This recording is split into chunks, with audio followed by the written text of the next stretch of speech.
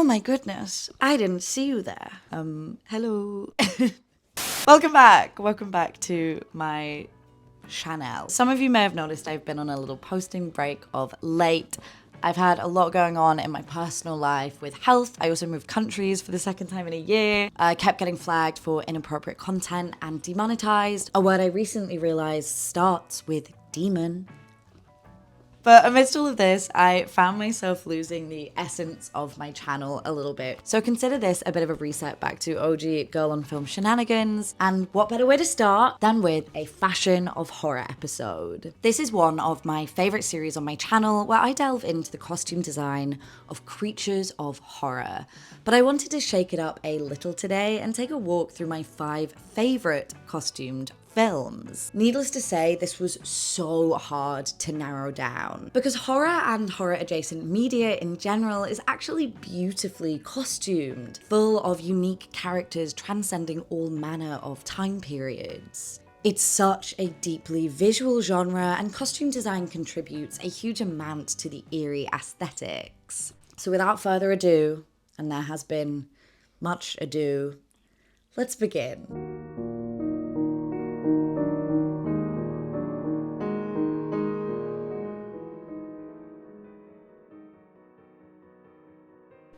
Oh my god. 1992's Bram Stoker's Dracula was directed by father of Mother, Francis Ford Coppola, and costumed by the immeasurably talented Iko Ishioka. I've discussed some of these costumes before in my Fashion of Horror Vampire video, but I had to start here because there are truly no better costumes in horror than Iko Ishioka's costumes. Japanese-born Ishioka is known for her unique design sensibilities, fusing influences from many different cultures and countries and leaning hard into fantasy. You might have seen her work in Tarzan Singh's The Fall and The Cell, and in the Lily Collins-led Snow White film Mirror Mirror. It is colourful, extravagant, and immensely detailed. Her work in Dracula, which tells the story of Jonathan Harker's encounters with the age-old vampire, and the vampire Dracula's subsequent obsession with his betrothed Mina, is no different. Wow, I can't believe I just said that in one go. I'm immeasurably talented. From Lucy's famed burial gown to the ethereal garms of Dracula's brides to the anti-hero's glistening Klimt-inspired robes. To cover the basics, Coppola made the executive decision to put his production budget into the costumes, famously stating in the accompanying behind-the-scenes documentary, which can be found on YouTube, that the costumes will be the set. He felt that the right costumes could carry the story and be as impactful as grander and more expensive set pieces. And this paid off so well. I'm not going to get into the character of Dracula's costumes specifically because I've already covered them at length in my first Fashion of Horror episode, which I will of course link. But his flashy garms aside, Ishioka injects so much brilliance into even the most basic of garments. So let's look at Mina's costumes, played of course by played of course by, and then not remembering her name. Played of course by Winona Ryder. She's often in green or muted colours and covered in vines, obviously referencing nature, which is itself connected to the idea of untainted beauty and innocence. This outfit is in many ways typical of Victorian outerwear for women, but it is littered with details specific to Mina. It utilizes the same green color palette and vine and leaf imagery, but also plays with layering in a really unique way. Ishioka has drawn the panels together at the top and the bottom of the bodice, creating the illusion of a cavernous open chest.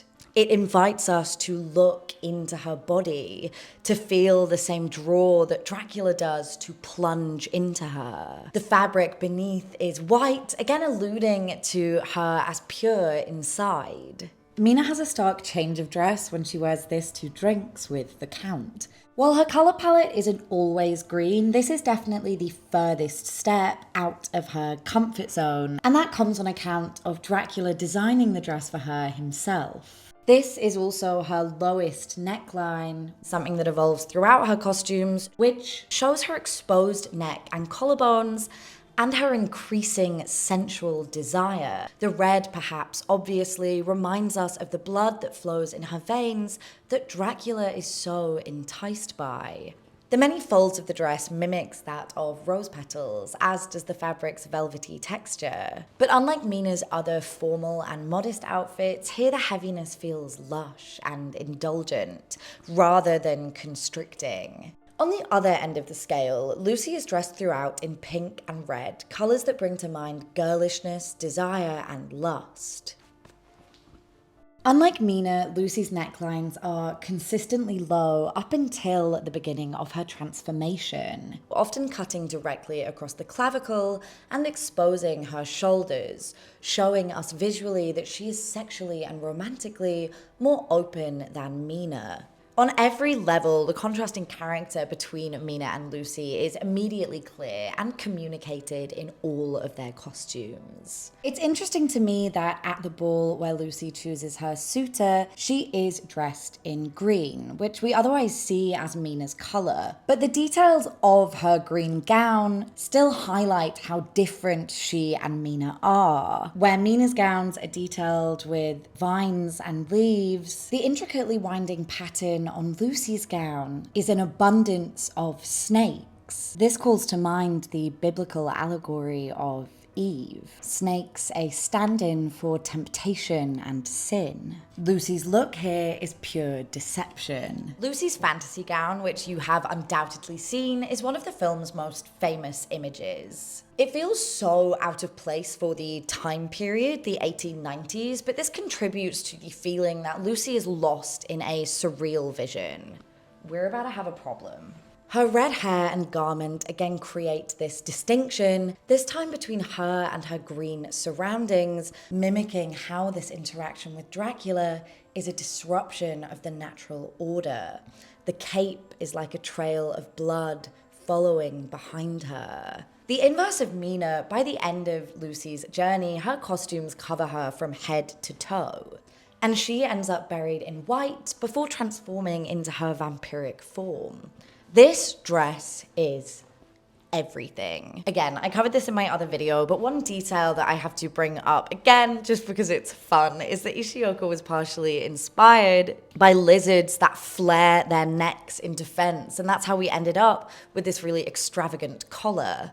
But for the most part in this costume, Lucy is ghostly and strangely childlike in the billowing dress, like a baby at a christening. The immense detail of the embroidery subtly creates the illusion that she is moth-bitten and decaying. But the stark white shows us how she is being returned to nature and purity in her death. This is, of course, turned on its head when she comes back to life as a vampire. But it gives us this incredible image of her ripe, bloody mouth with newly spiked teeth set starkly against the white backdrop. Her red vampiric mouth is the only splash of color in the costume, another disruption of the natural order. A quick interjection here, if you are enjoying this video, please do give it a thumbs up, share it with your friends and lovers and mothers, and subscribe below. It's the best way that you can show me support so that I can keep making stuff like this. Another highlight of the film is Dracula's armor, which has a uniquely Ishioka muscular form that she used again for the dream suits in the cell. The costume is quite horrific, but I wonder if the image of muscles on the outside is telling us how exposed and vulnerable Dracula is emotionally, even when dressed in his armor. Another beloved costume in this film is the draped togas of his brides, which I think are the quintessential image of sensual vampiric femininity. The thin, floaty chiffon and detailed bead embroidery add a similar quality of whimsical decay as Lucy's final gown. The brides' costumes are subtly aged despite their beauty, reminding us of how long they have been trapped in Dracula's care. There are many adaptations of Dracula, including Robert Eggers' Nosferatu, which also was costumed beautifully. But Ishioka's design ethos is so unique that Coppola's Dracula to this day stands out from all the rest. If this was a ranking video or a video on costume design across all film genres, Ishioka would easily take the cake as my favorite designer ever. So, how do we follow this up?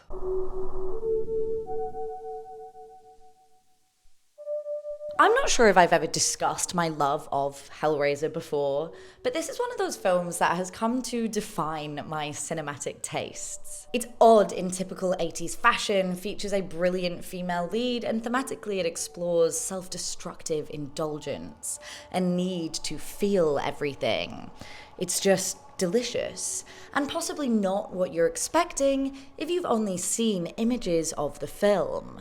This is in part because the greatest mark left by the film on the horror genre is the image of its haunting hell priest, who doesn't actually have a huge amount of screen time. For this genre icon and Hellraiser's other costumes, we have costume designer Jane Wildgoose, special makeup effects designer Jeff Portas, and director and author Clive Barker to thank. I've kind of been saving discussing Cenobites for a future Fashion of Horror on Angels and Demons, but I genuinely have about 40 video ideas that I want to do, and on top of normal life and work, only time to make 10 to 15 videos in a year due to how much research they take. So I'm giving in, and I'm giving Hellraiser its moment to shine here instead. The Cenobites are first and foremost creatures of pleasure and pain, the undead members of a masochistic religious cult serving the god Leviathan. Called from the beyond by a puzzle box, they torture humans who are seeking to feel more than our world can offer them. Sorry, it was hot, so we've had a change of fit. Wildgoose explained in Shudder's series Behind the Monsters that Barker was looking to create a repulsive glamour. Described as demons to some and angels to others, although you might agree there's not much evidence of angelic behavior in the film, they couldn't look entirely terrifying or ugly. They had to have a beauty and an opulence to them.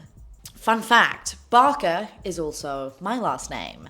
And I have absolutely zero evidence that we are related, but I decided a long time ago that because Clive Barker is British and cool, that there is a possibility his blood runs in my veins. So to me, he is just Uncle Clive. So, there are 4 Cenobites in the original film, and they have an incredibly distinct aesthetic of embossed leather and body mods that went on to define the entire franchise. The most recognizable of the 4, affectionately fan-nicknamed Pinhead, wears a gown with a subtle leg of mutton sleeve and flowing skirts. Despite being played by male actor Douglas Bradley, this nods to the genderless androgyny of the Hell Priest in Barker's novel, The Hellbound Heart. The Chatterer is perhaps the least distinct in costume alone, as his deformed face is so dominant. But they share the same black leather and pleather attire with chest and stomach cutouts as the other 3. The delightfully named Deep Throat has a structured high-low collar that draws attention to her throat,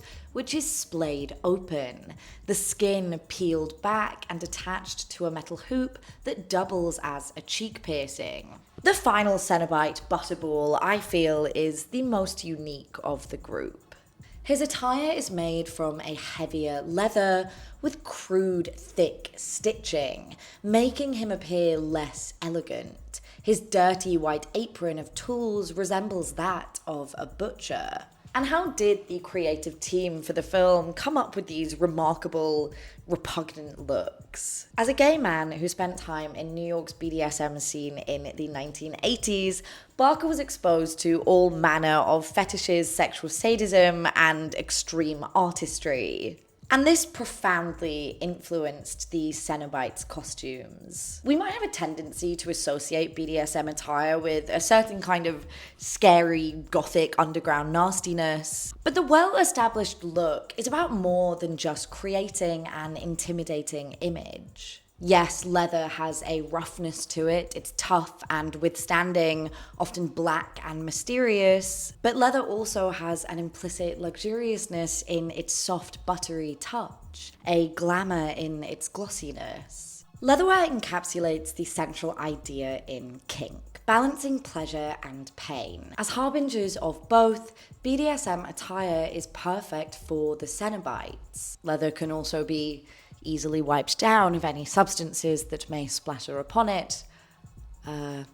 Take that as you will. To inspire her design process, Walgu said she looked at Piercing Fans International quarterly magazines and collaborated with SFX makeup designer Portas to integrate this into her looks. Many of the characters' bodies and costumes are pierced, and some feature more intense body modifications, such as the Hell Priest's skin, peeled back off the pectoral muscles and looped around leather cutouts. It's undeniable that the Cenobite costumes are Hellraiser's most memorable, but we can't overlook the film's other costumes. Leading Lady Julia is a bad bee, and we see her in two types of costumes that exhibit this. Slutty little nighties showing her confident sexuality, and her many excellent, somewhat masculine power suits which reflect her dominant nature. Her suits are sharp with pops of colour and perfect tailoring, making her hubby Larry, who dons a fairly shabby shirt and suit, look even dowdier. He is not her match or her equal,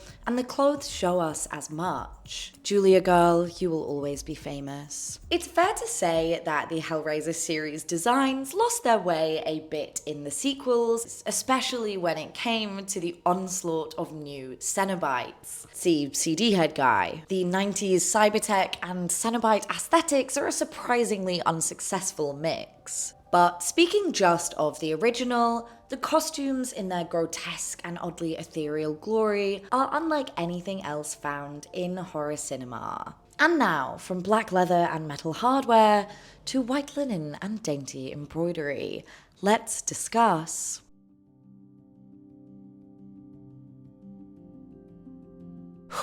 It's actually really hard to do. I love Midsommar. It is the furthest thing from a secret that it is one of my favorite films, and I truly believe that it is one of the most exceptional and innovative films to come out of the 21st century so far. But one element of Midsommar, amidst all the lovely panic attacks, head trauma, and boy burning that is often overlooked, is the exquisite costume design by Andrea Flesch. They may not be the most extravagant or unusual costumes, but the film would be nowhere near the same without them. For the Haga, the cult at the center of the film, Flesch explained in an interview with Deadline that the clothes were influenced by Scandinavian folk history, though not taken directly from it. As a distinction, Flesch created original designs from Scandinavian, Hungarian, and Eastern European motifs which were embroidered onto the clothes, and within the world of the film would have been embroidered by the women of the Haga. Historically, embroidery was a common pastime for women, so even at their most elaborate, the embroidered costumes are consistent with the specific and somewhat traditional living conditions of the Haga. As another nice touch, bringing further realism, the majority of the costumes were made with 100-year-old Hungarian linen. Initially, the Haga costumes were envisioned as all white, an image that we strongly associate with cults in broader culture, as cults often wish to associate themselves with purity, paganism, and a return to nature, which I discuss a little bit in my White Witch section of the Fashion of Horror Witches, but more and more colour is introduced throughout the 7 feasts of the Haga's Midsommar festival. It's discussed in the film that the cult of the Haga acknowledge a very specific life cycle tradition, and the coloured details in the costumes show the different stages the members of the Haga are in, with the oldest members taking on more blue details in their outfits. The 72-year-olds in the Atastupa ceremony are both fully in blue, as they have reached the winter of their life, their death. Characters in the 30s and 40s bracket have a mix of red and blue details to indicate travelling towards this same blue state. And as for the red details, though they do appear on some male costumes too, they are most present on the costumes of younger women. And in looking at Maya's story throughout the film, we can understand this to be an indication of fertility or being in your prime. Red is obviously connected to menstrual blood, which both begins the menstrual cycle within the body and indicates when a person becomes fertile. In the final scene after the ceremony with Christian, Maya wears red lipstick and a floral red vest, showing that she is now with child, her fertile body in full bloom. There is so much to the color story of this film, and as I am wont to do, I would direct you to Novum's expansive Midsommar exploration. And yes, this is like the 4th video in a row where I've directed people to Novum's channel. I think you're so cool, bro. The film's most standout costume, that of Florence Pugh's May Queen, comes in the final third of the film and is built upon gradually, beginning with a simple flower crown. Flower crowns are both common in Nordic culture, with various mythologies and traditions referencing the link between flowers and romance, and also common in pagan ritual. Paganism, or non-Christian religion, those that don't believe in God or Christ, often find divinity in nature, as nature, by way of crops and rain and animals, is the giver of life. Am I convincing myself of paganism? Perhaps. And we commonly see flower crowns or adornments incorporated into cinematic costumes of witches and pagan women to represent this. The honouring and encouragement of the land is a part of the Haga's own Midsommar festival, as is the production of new human life. As Dani moves through the procession, dancing with the other adorned women, heading the feast and blessing crops, she goes from wearing a simple wreath of flowers to a full floral headdress, visualizing her indoctrination into the cult. In her final form, she is enveloped by flowers, this symbol of life and growth and seasonal change. It should be beautiful, but Dani's transformation is far from positive.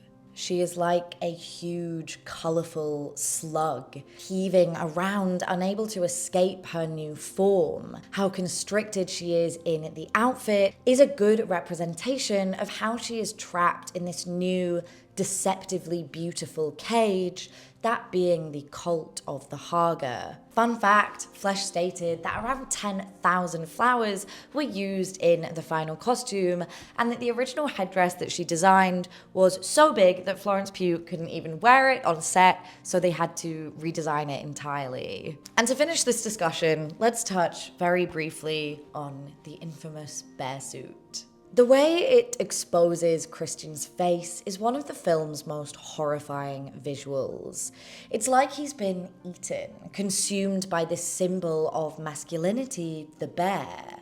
It also looks kind of silly, which I find to be a mean-spirited contrast to the horrific happenings. He is taunted in his final moments in this goofy, dehumanizing suit. I think one of the things I love most about the Midsommar costuming is how quintessential it is to cult costuming. It's exactly what you think of when you think religious cult. And weirdly, those images that feel very clear in our minds aren't actually found in a huge amount of films. Wicker Man springs to mind, but even there, the white gowns worn by some of Samael's women are vastly outnumbered by other crude and colourful costumes and standard late 60s attire. Even for people that haven't seen the film, they're likely aware of the flowered May Queen costume, the floaty white dresses, and the dreaded bear suit. Midsommar has such a recognisable visual identity, something that I think is incredibly rare for a recent film to achieve, and I think that's worthy of a lot more attention. So, brava, Miss Flesh. And what a great name for horror you have. My final place in this celebration of horror's best costumes goes to...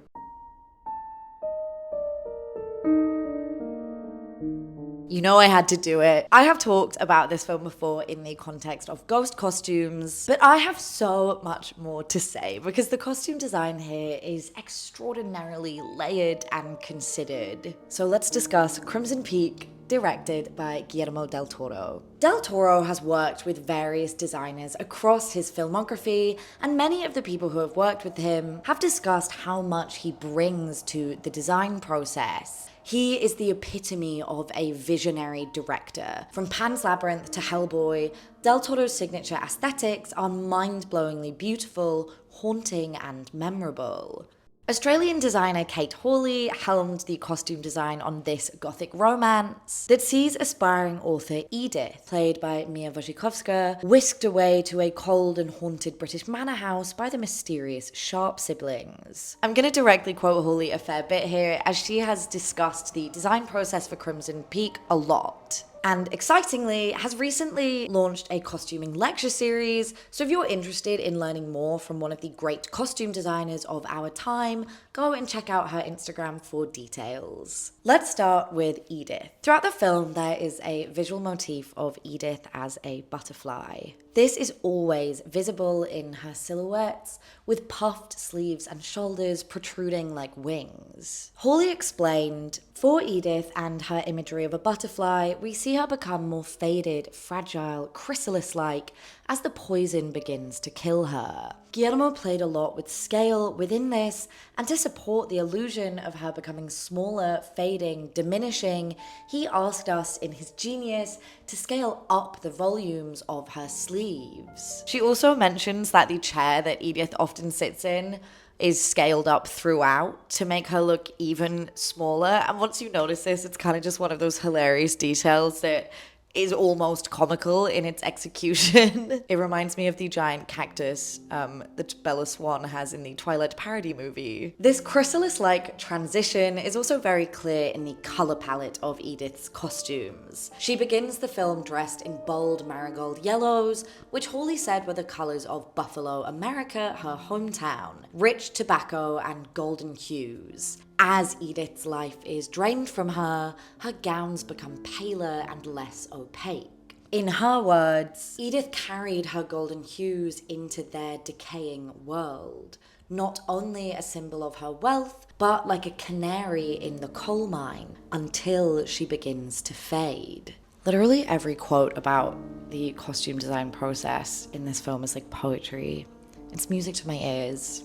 It's also worth noting that the fading of Edith's color palette is not chronological, shifting gradually from the brightest to the most desaturated, but the peaks and valleys of her color palette always match up to her livelihood. For instance, in this scene, she wears bright yellow as she's only pretending to be sick, as she actively pursues the truth about the Sharps. Citing that Del Toro knows color better than anyone she's ever worked with, Hawley explained on her Instagram that the film was defined by two distinct color palettes. Where Buffalo was represented by yellow, Allerdale Hall was visualized in deep cyans, blacks, and blood reds. And Hawley worked closely with production designer Tom Sanders and set decorator Shane View to create these cohesive worlds. Again, if you want to know more about the color coding of this film, check out my ghost video, because there's a lot of meaning attributed to the color schemes of the various ghosts featured throughout the film. I have no lips. I just saw myself in the viewfinder. I have no lips. What's up with that? And as for the Sharp twins, they are clothed in the same inky blacks and seeping reds as their decaying world. According to Hawley, Guillermo specifically wanted the Sharp twins to be a part of the house. A description that conjures such haunting imagery of the two figures bound by their past and trapped in a place being swallowed by blood-red earth. They can't escape either. Lucille is introduced to us in the most beautiful scarlet dress at the soiree where Thomas makes a play for Edith. The original plan was for this dress to be ink black, but the decision was made to change it a week ahead of shooting the soiree, as Del Toro said he wanted her to appear as quote-unquote a drop of blood, already staining Edith's perfect fantasy romance. Hawley knew that seeing the characters' backs would play a major role in costuming, as so much of the film took place following characters down looming corridors or peeking through keyholes. This framing is put to amazing use when we see Lucille for the first time in this scene from behind, as her dress has a corset tie all the way down the spine, clearly resembling an exposed skeleton. The costume almost mimics the bodies of the red clay ghosts we meet later. One deliciously dreadful detail, Hawley also explained that the many pleats of the skirts were intended to echo the flayed skins of Thomas's dead brides. In one fell swoop, this costume shows us what is to come at Allerdale Hall. Throughout the film, Hawley used proportions and silhouettes from an earlier period, likely the 1870s and 1880s, to costume Lucille and Thomas, as they are dressed in their parents' old clothes, subtly indicating their troubled financial situation. Also emphasizing this is how few costume changes Lucille has compared to Edith. She wears this one teal velvet dress for the majority of the film once they have returned home, as well as repeating her black and white lace outfit in Buffalo, whereas Edith has many different outfits throughout the film, even once they arrive at Allerdale Hall. And one final detail that is really just a guess from me, we see Thomas early on in the same funky little specs that Gary Oldman wears in Coppola's Dracula. And although, as I learned when I researched that film, that they are period accurate, I have wondered if perhaps that's just a little nod to that film as a well-established, beloved Gothic romance. What do you think? And speaking of other Gothic films, Del Toro and Hawley have worked together again on his upcoming adaptation of Frankenstein. As a huge fan of Hawley, I'm so excited to see what she comes up with in full. So, those are my favorite costumed films in the horror/spooky and strange film genre. I think it's quite obvious I enjoy gothic influences, religious imagery, and fancy, glamorous robes and dresses, regardless of whether that all serves in-film realism. Ultimately, I just have a soft spot for decadence and decay. The films I discussed today are a celebration of that combination of beauty and darkness. And of course, there are so many other films that could have made this list. In case you're bashing your head against a wall, wondering why I haven't mentioned your favorites, I have already discussed these on screen now in other videos. Also, there are some honourable mentions that I haven't discussed before. Vamp with Grace Jones, which I was eaten alive for not mentioning in my vampire video. The Terrifier movies, which have created one of the most instantly impactful slasher villain looks ever. Rosemary's Baby, The Bird, Sweeney Todd, Edward Scissorhands, Sleepy Hollow, basically every Tim Burton film. So if you enjoyed this video and want to hear me deep dive into any of those costumes, let me know and share in the comments any of your favorites and why. If you'd like to support me, the best way you can do that is just to like the video, share it with people that you love, and subscribe to the channel. Now tell someone they're beautiful, pick out a weird outfit for tomorrow, and have an amazing day. Nail check that you that you can't see. Oh, I bet you wish you could see them. There we go.